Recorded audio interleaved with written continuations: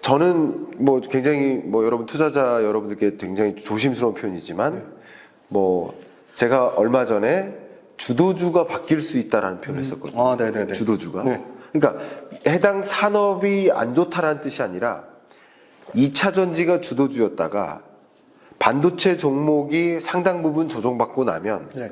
다시 반도체주가 주도주로 바뀔 수 있다. 네네. 그러면 왜냐하면 반도체 사이클상 네. 1, 2분기가 바닥이고 네네. 3분기부터 영업이익이나 매출액 실적이 완만하게 반등하고 네네. 또 이게 2023년 1, 2분기 동안 실적이 저조한 이유가 경기 침체가 맞물리다 보니까 신규 투자를 못하고 재고가 쌓이고 네네. 가격이 떨어지니까 그런 현상이다. 네네. 근데 그런 것들이 1, 2분기에 바닥을 찍고 회복되는 국면에서 네네. 그때쯤에 또 돈의 유입이 있을 때마다 네네. 반도체주가 주도주가 될 수도 있다. 네네. 이런 표현도 했었거든요. 네네. 그래서 저는 2차 전지가 조정을 받고 나면 또다시 새로운 돈의 유입이 있을 시점에 네네. 가장 대표적으로는 제가 24년 전망서에서 네. 기준금리 인하에 대한 기대감이 집중될 때 네네. 기준금리 인하할 때가 아니라 네네. 기준금리 인하할 거야라는 기대감이 집중될 때 네네. 그때 주식 비중을 늘려나갈 겁니다. 네네. 세계적으로. 맞습니다. 네. 그 돈의 이동이 일어나는 거예요. 네네. 그때는 오히려 상당히 조정된 종목이 네네. 셋 다 좋은 종목이에요. 네네. 근데 뭐가 주도주가 되느냐의 결정은 네네. 지금 새로운 돈을 유입시켜야 되는데 뭐가 많이 싸냐예요. 네네. 그래서 또다시 주도주가 될 수도 있고 네. 주도주를 그 전에 먼저 반등했다면 주도주를 뺏길 수도 있다. 네네. 저는 이런 뷰를 갖고 있는데 네. 주도주라는 관점에서 네. 2차 전지를 혹시 어떻게 평가하시는지 좀 여쭙고 싶어요. 네.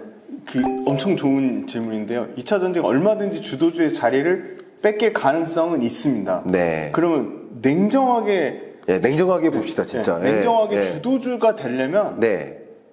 상대적인 매력도가 높으면 됩니다. 상대적인 매력. 상대적인 매력. 상대적인 매력도에는 기본적으로 넘버스라고 하는 숫자가 제일 중요하고요. 네. 저는 그렇게 봅니다. 네. 결국은 기업이 주가를 만드는 거니까요. 그렇죠. 숫자가 제일 중요하고 두 번째는 그 산업이 가진 소위 말하는 스토리입니다. 스토리. 네. 네, 스토리. 그리고 세 번째는 아까 말씀드렸던 사람들의 멀티플, 네. 기대값. 네. 이 세 가지가 다 결합돼야 되는데 네. 반도체가 2차 전지보다 스토리가 좋을까? 그거는 우열을 가리기가 힘듭니다. 네. 왜냐하면 반도체라는 거는 지금 말씀하신 AI라는 엄청난 인공지능의 이 거대 변화나 혁명에 이 반도체가 안 쓰일 수가 없거든요. 그렇죠. 결국은 AI 인공지능을 돌리는 엔진은 다 반도체이기 때문에 네. 반도체가 스토리는 굉장히 좋습니다. 그렇죠. 그럼 그 스토리를 이끄는 삼성전자가 하이닉스가 글로벌 반도체 업계 중에서 탑급이냐? 그것도 탑급입니다. 그렇죠. 그것도 스토리가 맞습니다. 네. 그럼 스토리는 좋습니다. 네. 두 번째가 넘버스인데 넘버스는 제가 동의할 수가 없는 게 네. 철저하게 삼성전자나 하이닉스가 경기 민감주의 성격을 띠기 때문에 네.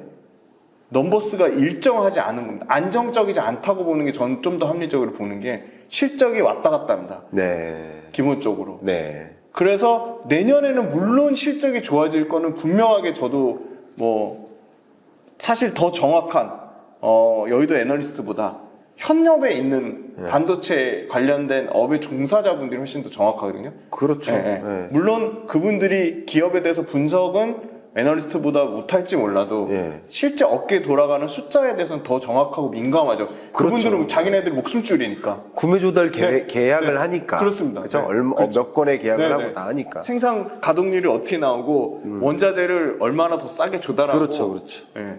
그런 측면은 해외에 얼마나 팔아야 되고 재고를 어떻게 처리해야 되고 그게 지금 왜냐면 그거 자체가 다 자기네들이 실적이 되는 거니까.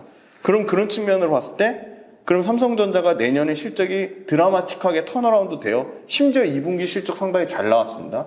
그러면 내년에 실적 좋은 게 25년까지 연속성을 가질 수 있을까? 네. 그거는 퀘스천 마크입니다. 장담을 못합니다. 보장할 네. 수가 없는 거죠. 네. 그 다음에 넘버스 말씀드렸고 스토리 말씀드렸고 사람들의 기대값 굉장히 중요하죠. 멀티플. 네. 사람들의 기대값은 반도체에 대한 기대값 생각보다 높지 않습니다. 왜냐? 삼성전자 하이닉스가 2차 전지만큼 반등 나올 때 강하게 치고 가지 못하거든요. 네. 찌끔 오르는 것 같다 또 주춤하고 또 빠질 땐 또 빠지고 그런 거죠. 네, 네. 그러니까 외국인이나 기관은 열심히 삼성전자, 하이닉스를 영업을 합니다. 네. 야, 반도체 가격 오를 거야. 네. 재고 금방 떨어져. 네. 실적 좋아질 거야. 네. 그렇게 해서 어떻게든 개인 투자자들, 기관 투자자들을 현혹해서 열심히 삼성전자, 하이닉스 반도체 쪽으로 매수세를 유인하려고 하지만 생각보다 그렇게 강하게 유인이 안 되는 거죠. 네. 그래서 그런 측면으로 멀티플이 약한 측면이 있고 실적은 100으로 치면 점수를 60점밖에 줄 수 없다. 그래서 스토리는 굉장히 좋은데 실적과 멀티플 측면에서 좀 약하다고 보고 있고요. 네. 2차 전지는 사람들의 기대값이 많이 떨어졌습니다. 근데 많이 떨어졌는데 물론 개인 투자자 중에 일부 이탈한 측면이 되게 큰 부분이 있어요. 네. 개인 투자자들도 으쌰으쌰 해가지고 26년까지 끌고 가자 했는데 뭐 그 소위 말하는 자산운용사에서 인버스 ETF를 막 만들고 어떻게 보면 그 시장에서도 짧게 사실 2차 전지가 단타를 치려고 하는 산업이 아닌데 단타를 조정하는 인버스 ETF도 많고 그런 게 너무 좀 안타깝지만 그럼 2차 전지가 사람들의 멀티플이 떨어졌지만 여기서 더 떨어질까? 저는 그건 아니라고 보고 있거든요. 당연히 삼성전자, 하이닉스를 포함한 반도체 업종보다 실적이 됐든 그 소위 말하는 스토리가 됐든 그거를 스토리와 넘버스가 결합되면 완벽한 거죠. 네. 근데 스토리와 넘버스에 결합되는 시너지 측면이 반도체가 더 클까? 2차 전지가 더 클까? 그거는 냉정하게 상대적인 매력도를 비교해보면 저는 물론 2차 전지를 워낙 좋아하기도 하지만 냉정하게 봤을 때는 여전히 그 2차 전지가 조금 그 넘버스랑 히스토리의 결합 효과가 조금 더 시너지가 더 크다고 보고 있고요. 사람들의 기대값은 낮아졌지만 반도체로 급격하게 옮겨가지 않는 한 2차 전지의 기대값은 당연히 올라올 거라고 보고 있고요. 2차 전지의 넘버스는 삼성전자, 하이닉스의 넘버스보다 훨씬 견고합니다. 기본적으로 제가 계속 숫자를 체크하고 있지만 24년, 25년, 26, 23년에 분기 실적이 빠진다고 쳐도 24, 25, 26년에 실적 추정치의 그러니까 성장률, 실적의 성장률은 삼성전자, 하이닉스보다 성장률 자체도 월등히 높고요. 숫자가 보여주는 안정성도 전 크다고 봅니다. 네. 2차 전지가. 네. 그래서 그런 측면으로 봤을 때는 2차 전지가 내년에도 수급에 드라마틱한 외국인 기관이 굳건하게 변하지 않고 개인 투자자들 에코프로, 포스코 사신 것처럼 똘똘 뭉쳐가지고 완벽하게 기관과 외국인의 수급이 합심해서 반도체를 밀지 않는 한 저는 그 외국인과 기관들 사이에서도 일부는 반도체를 팔고 2차 전지를 사는 외국인 기관이 있고요.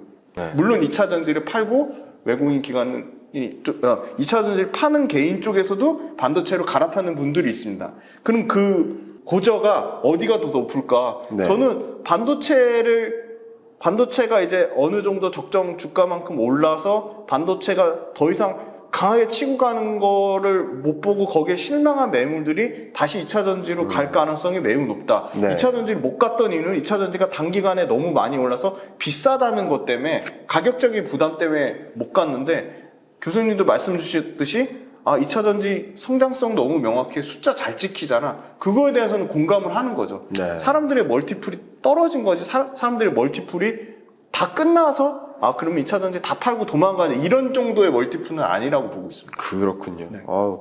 너무 좋습니다. 그리고 세 번째로 네. 또 질문을 드려볼게요.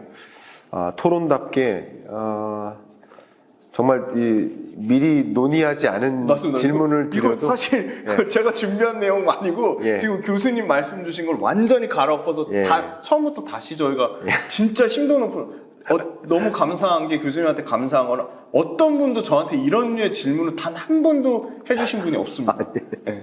그냥 그 첫 되게 질문이 너무 신선합니다. 그래서 첫 질문 드리고 네네. 그 첫 질문에 대한 답변을 받는 과정에서 네. 이런 질문거리가 또 추가적으로 생긴 네네네. 것뿐입니다. 네네. 근데 이런 그 갑자기 튀어나오는 질문에 대해서도 하나도 준비가 안 됐는데 그냥 서슴없이 이렇게 말씀해 주시는 모습 네. 그 자체가 충분히 이 주제를 놓고 얼마나 고민했는지 맞습니다. 네. 그걸 느낄 수 있게 아마 될 겁니다. 그래서 토론이 더 좋은 겁니다. 네. 예. 그다음 세 번째, 이 부분은 생각을 안 해보셨을 수도 네, 있겠다. 네. 예, 좀 당황하실 수도 네, 있겠다. 이야기를 드리면 저는 이 2차 전지, 전기차, 재생에너지 네. 이 산업을 그냥 바이드노믹스 관점에서 네네. 관심을 가졌었어요. 네네. 바이든이 등장할 때부터 네네. 바이든이 등장하게 되면 이런 산업이, 왜냐면 이게 핵심 공약입니다. 네. 바이든이 밀고 있는 산업 공약이에요. 네네. 그리고 반대로 트럼프노믹스, 트럼프가 주창하는 가장 강조하고 있는 산업 섹터는 네. 전혀 다르죠. 네네. 그러니까 재생에너지 관련, 네. 클린에너지 관련이 아니라 네네. 그냥 화석연료 네. 기반, 네. 석유화학 산업, 네. 혹은 이산화탄소 다소비, 다배출 이쪽 산업에 관심이 많아요. 네네. 트럼프는 네. 극명하게 갈립니다. 네네. 자, 그러면 네. 최근에 트럼프가 주목을 받고 있어요. 맞습니다. 당선 가능성이 높아지고 있다라고 생각하고 있어요. 네.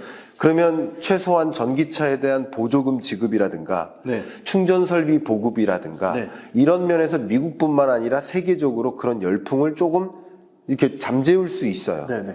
그러니까 트럼프가 그만큼 지지율이 높게 여러 투표 예측치가 이제 숫자적으로 발표되는 과정에서 그게 주가에 반영되는 모습일 수 있지 않을까. 네. 그리고 더군다나 만약에 트럼프가 당선이 딱 돼버리면 그러면 2차 전지를 비롯한 전기차 관련 산업은 상당한 그 주가적인 충격을 받지 않고 실물 경제적으로도 예전만은 못할 겁니다. 네네.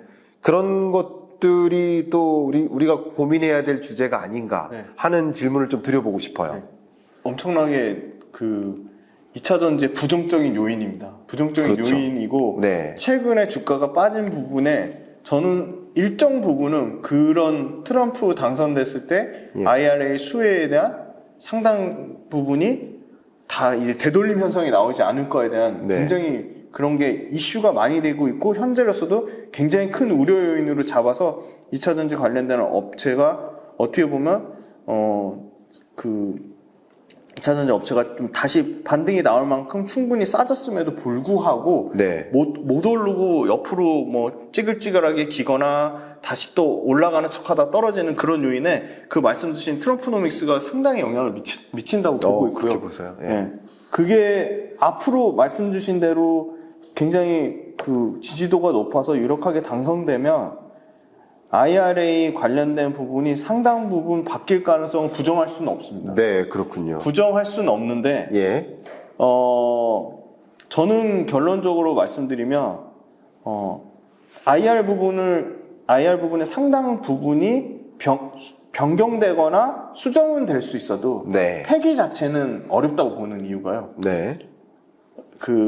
트럼프도 일단 너무 잘 알 겁니다. IR 법안의 결국 핵심 골자는 네. 중국을 원천 차단하는 거거든요. 네. 중국 관련된 전기차 업체, 중국 관련된 배터리 밸류체인, 중국 관련된 신재생 업체들의 차단인데 네. 그 중국 관련된 업체들 차단하는 거 관련돼서 바이든보다 더 중국을 싫어하는 게 2018년도에 미중 무역 분쟁이 엄청 크게 일어났잖아요. 네. 바이든보다 더 싫어하는 게 트럼프가 더 중국을 더 싫어하는 거니까 네. 아마 IRA의 핵심 골자에 대해서 트럼프가 아마 당연히 그 부분을 명확하게 인지할 거라고 보고요. 네. 두 번째는 이 바이든을 지지하는 트럼프를 지지하는 공화당 쪽이 네. 이미 IRA에 너무 큰 수혜를 받고 있습니다. 네. 공화당의 지지자분들이 IRA에 관련된 이미 첨단 생산 세액 공제를 받고 있는 기업들로부터 엄청나게 지지를 받고 있는 거죠. 네. 그래서 그런 측면으로 봤을 때 이 부분을 그 트럼프를 지지하는 공화당에서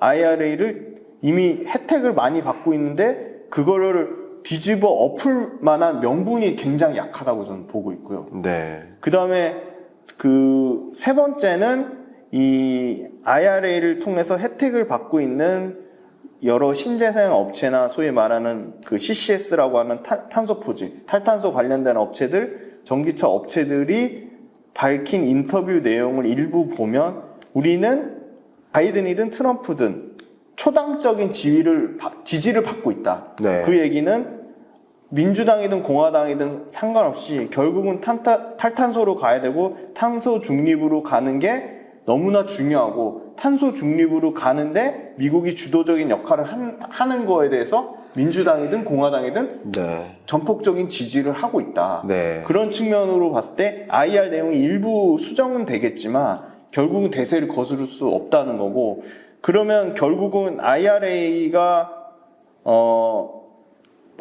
법안을 폐기하고 새로운 법안을 발의를 해야 되는데 법안을 폐기하고 발의하는 거에 대한 너무나 많은 공수가 들어가서 그거가 예를 들어 오바마 케어 같은 경우는 상당히 화제성이 있어서 네. 그 화제성을 바탕으로 밀어붙여서 어떻게 보면 법안이 폐기되고 새로운 법안이 발의될 가능성이 상당히 높았는데 네. 그럼에도 불구하고 상원 하원의 만장일치를 못 얻어서 폐기가 그대로 간 거였죠. 네. 그대로 간 거였는데 이 IRA 법안 자체는 공화당에서 의미심장하게 다룰 만큼 오바마 케어처럼 시장에 별로 이슈가 안 된 거예요. 그러니까 공화당을 지지하는 사람들이 이미 IRA 혜택도 받았을 뿐더러 IRA 법안에 그렇게 큰 관심이 없는 거죠. 시장에 이슈가 안 되는 거예요. 네. 그러니까 공화당 측면에서는 이런 엄청나게 많은 공수나 리스크를 감내하고 이 IRA 법안을 폐기해서 새로운 법안으로 갈 만큼 쉽지 않다. 네. 근데 말씀 주신 대로 트럼프가 당선되면 IRA 법안의 상당 부분을 수정해서 그 분명히 2차 전지의 부정적인 요인은 될 거라고 보지만 이걸 완전히 갈아엎고 폐기까지 가기는 현실적으로 불가능하다고 보고 있습니다. 네. 너무 훌륭한 답변이셨고요. 저도 어떤 생각을 해보냐면 어쨌든 미중 패권 전쟁을 처음 일으킨 장본인이 또 트럼프예요. 맞습니다. 그죠? 더군다나 미국에 대한 중국에 대한 미국 국민들의 어떤 비호의적 감정이 그 당시보다도 훨씬 더 맞습니다. 올라왔기 때문에 네. 너무나 싫어해요. 네네. 그런 감정을 읽어나가는 당연히 리더가 지지를 받을 거고 네. 그러니까 바이든이든 트럼프든 그런 미국의 어떤 비호의적 중국에 대한 감정을 받들 거라고 봅니다. 네. 그러니까 결과적으로 미중 패권 전쟁은 계속될 수밖에 맞습니다. 없는 것이라고 볼 수 있겠고 예. 그런 관점에서 IRA를 대폭 수정할 수는 있어도 네. 그게 그대로 유지될 수는 있겠다. 네. 그런 시나리오도 우린 충분히 고려해야 되겠다. 저에게도 좀 큰 참조가 됩니다. 어쨌든 그러나 트럼프가 당선이 된다라고 한다면 상당 부분 맞습니다. 주가의 조정은 있을 수 있겠구나. 네. 저도 그런 부분 여러분들도 굉장히 그런 시나리오를 그리면서 그렇게 할 때 나 어떻게 네, 대응할까? 네. 이렇게 했을 때 맞습니다. 어떻게 대응할까? 이걸 항상 그리면서 맞습니다. 생각하면서 사셔야 되거든요. 네, 그런 면에서 굉장히 도움이 됐고요. 제가 그냥 말씀 중에 나왔던 좀 중요한 용어가 있어서 네. 추가적으로 첨언을 좀 드리도록 하겠습니다. 네. 그래서 CCS라는 표현 쓰셨고 CCS도 있고 CCU 혹은 그 두 가지를 합한 걸 네. CCUS라고 하는데 네. Carbon Capture Usage 그리고 스토리지 시스템이야. 이게 뭐냐면 전기차를 타잖아요. 그럼 전기차가 운행 중에는 이산화탄소를 배출하지 않지만 배터리 만들고 전기차 제조하는데 맞습니다. 네. 더 많은 이산화탄소가 발생하는 거 아니냐라고 하지만 공장에서 발생하는 이산화탄소는 이산화탄소를 캡처하는 장치를 설치할 수 있어요. 그게 CCUS입니다. 네. 이산화탄소를 캡처하고 그거를 UCG 다른 방향으로 활용하고 그리고 그것을 또 땅속 깊이 매장하고 이게 CCUS 기술입니다. 그러니까 전기차가 통용되고 전기차가 확보되는 과정에서 운행 중에 이산화탄소가 발생하지 않을 뿐이지 그걸 만드는 과정에서는 이산화탄소가 더 배출될 수도 있으니까 맞습니다. 네. 그게 무슨 클린한 산업이냐 그렇죠. 이렇게 말씀하시지만 CCUS가 있기 때문에 네. 이산화탄소를 캡처하고 그걸 활용하는 장치가 같이 동시에 구비되기 때문에 그렇기 때문에 클린한 에너지 산업이다라고 정의할 수 있는 거거든요. 맞습니다. 굉장히 중요한 부분이니까 여러분들도 혹시나 생각하지 못하셨던 분은 꼭 참조해 주시길 바라겠습니다. 제가 놓치는 부분은 딱 어떻게 보면 진짜 기가 막히게 아니요. 파고들어서 딱 말씀 주셔가지고 아니요. 제가 놓친 부분은 아니고요. 진짜 아니요. 교수님하고 얘기할 때마다 진짜 깜짝깜짝 아닙니다. 놀랍니다. 저는 이제 세상 친절한 경제 수업을 그러니까 굉장히 하다 설명을 보니까 쉽고 친절하게 잘하셔서 해드려야 되니까. 너무 예. 제가 예, 이런저런 벤치마킹 하고 싶습니다. 아닙니다. 자, 이제 좀 다음 질문으로 넘어갈게요. 정말 중요한 질문이 될 수 있겠습니다. 정말 많은 분들이 온 국민적 관심을 받았던 네. 종목이죠. 네. 바로